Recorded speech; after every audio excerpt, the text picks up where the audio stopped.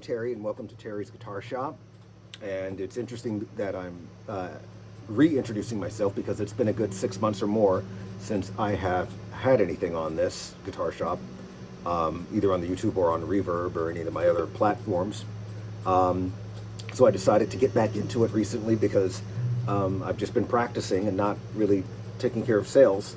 And the first guitar that I have is this beautiful, wonderful, bright and articulate sounding 2002 Mexico Strat, as I call them. It's Fender Mexican made in Mexico Stratocaster from the year 2002.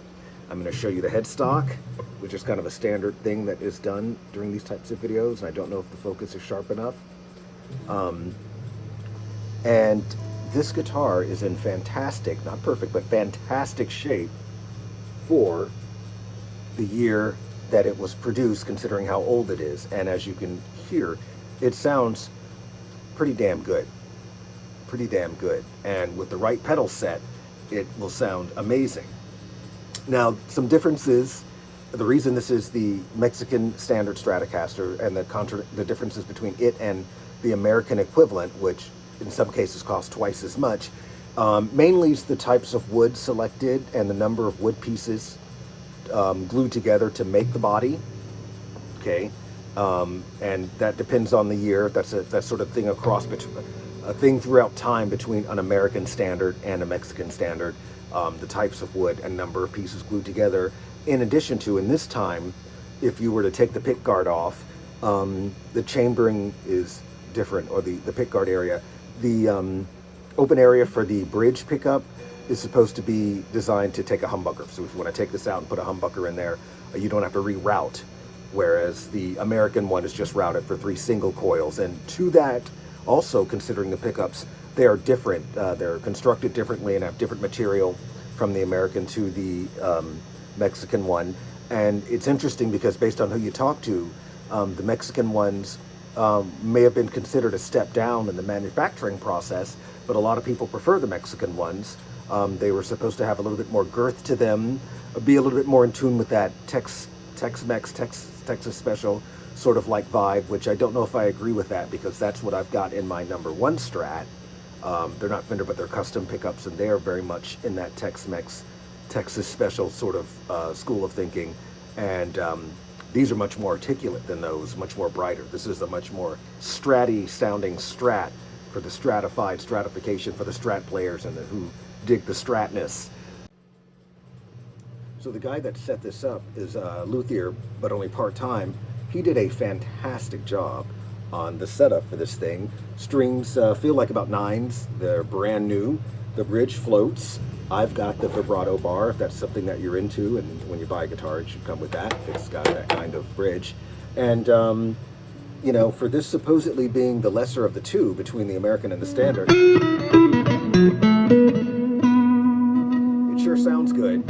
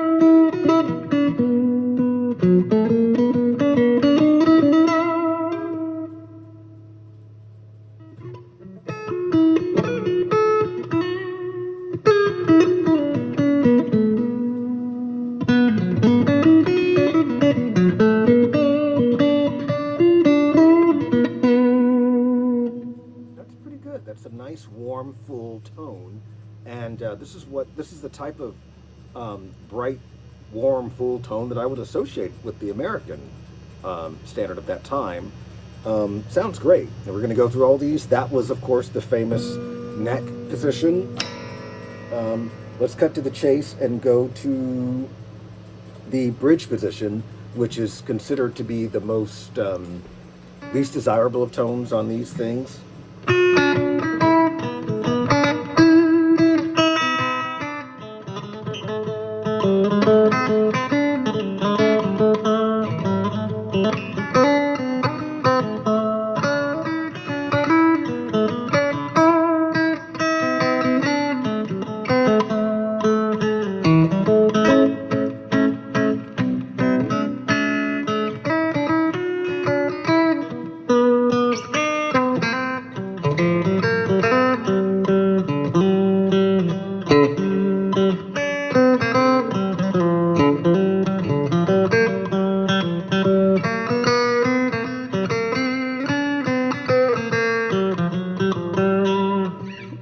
Very quacky, very Telecasterish to me. I don't know if you would agree, but it sounds very Telecasterish, which is fine. Lots of quackiness, and I know a lot of guitars would make great use with that, especially with a nice pedal set. Moving on to these two.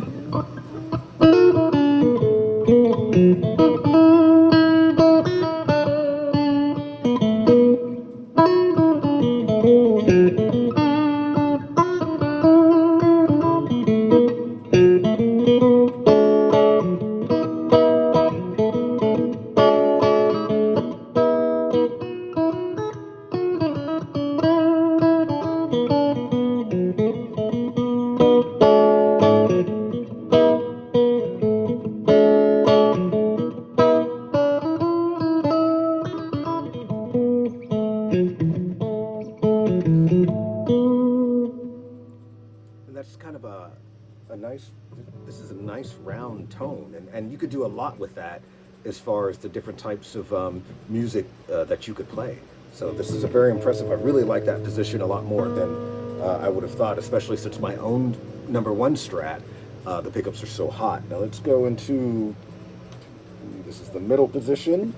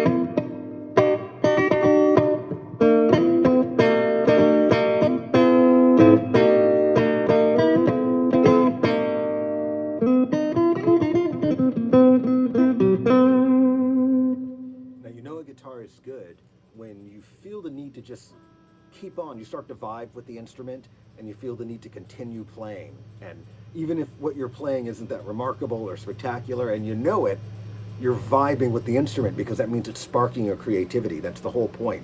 It's not just a tool, it's not just a collection of wood and metal, but it's something that's supposed to be bringing the best of the musician out of you and helping you get better, because of course the more you want to play, the better you'll be, putting in that 10,000 hours to get to that that level where people will hopefully pay to see you or at least watch your videos. And that's a pretty darn good sound. I like that. I like the quackiness of it, but I like that it's not too thin. This next position is these two, and it's my personal favorite.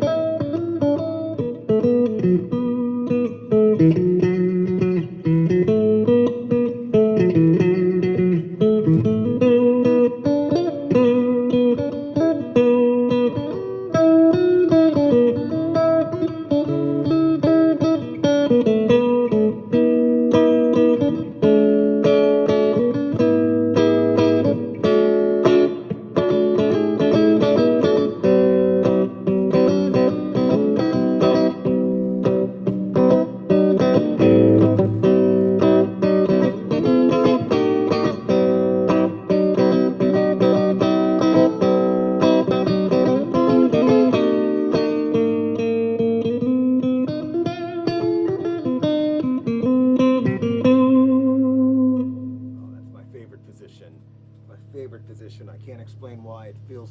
It is the musical equivalent of putting honey on your tongue. That's the word I'll use to describe it.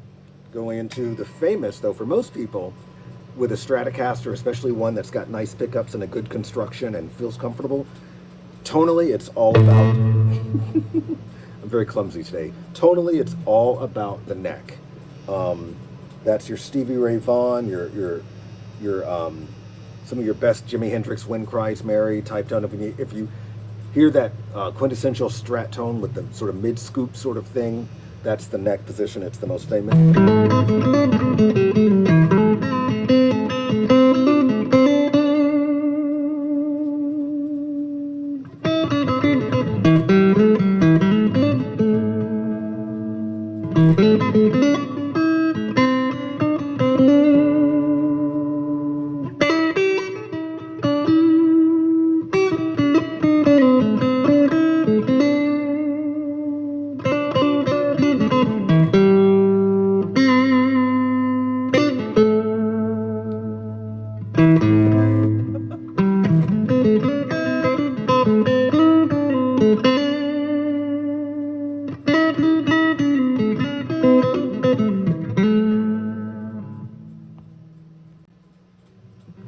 Yeah, I'm digging this neck.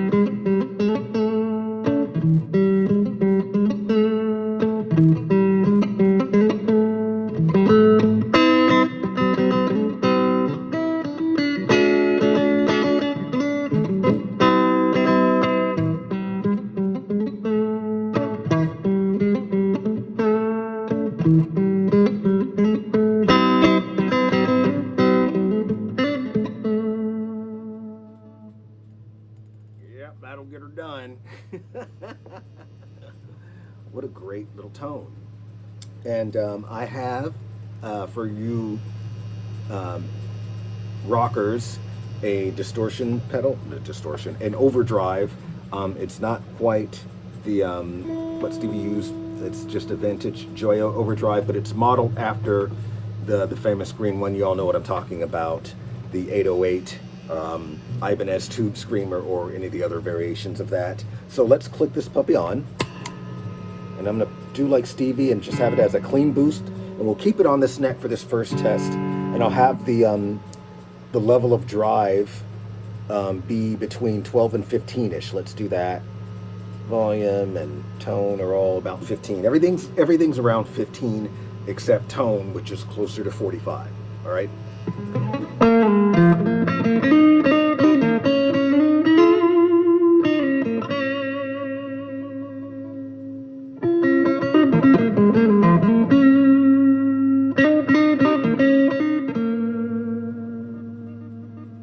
That'll get her done.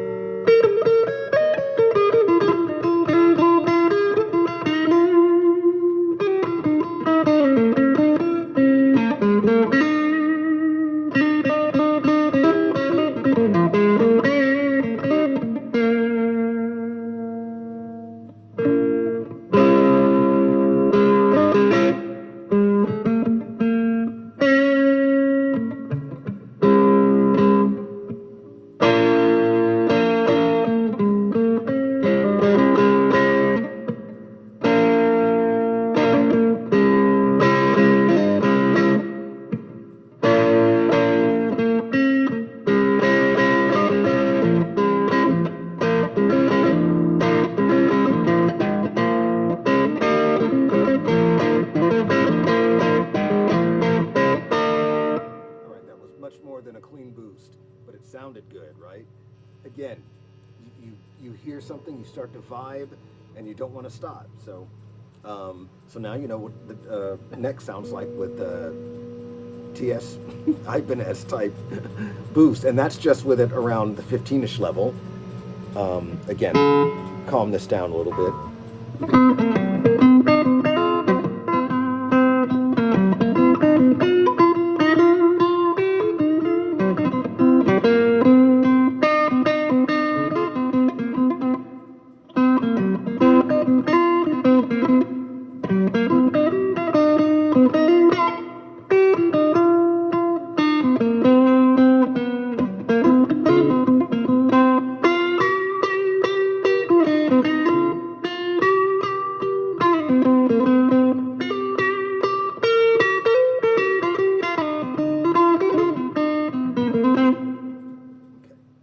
That's a little bit more just of a clean boost again. It's got a fantastic tone, and I can see you getting into that SRV territory without totally ripping off his tone in that. That sounded amazing. And yeah, that's why the bills get paid at Fender, because that's the kind of magic that they produce. Now we go into the second one.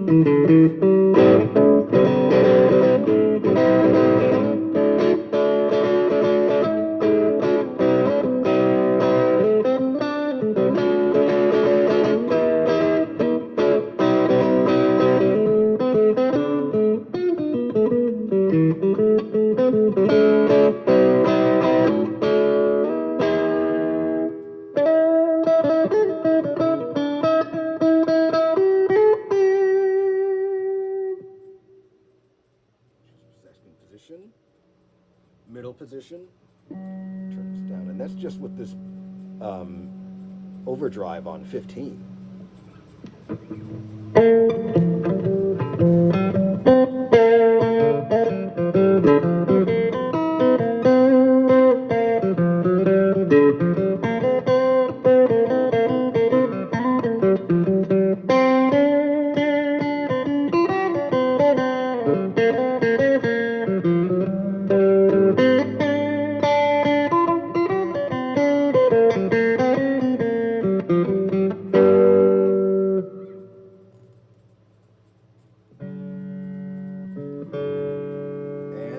Skip the next one and go straight to the bridge position, because that's really, like I said, the most often contested position on these instruments. So let's see what...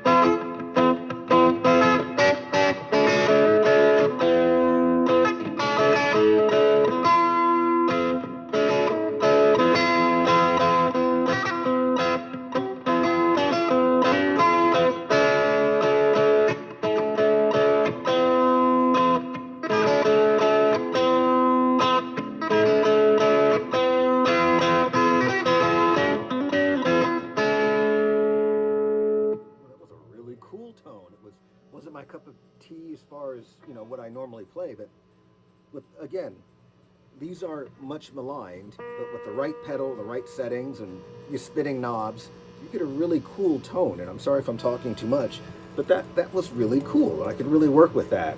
So what else can I say about this thing?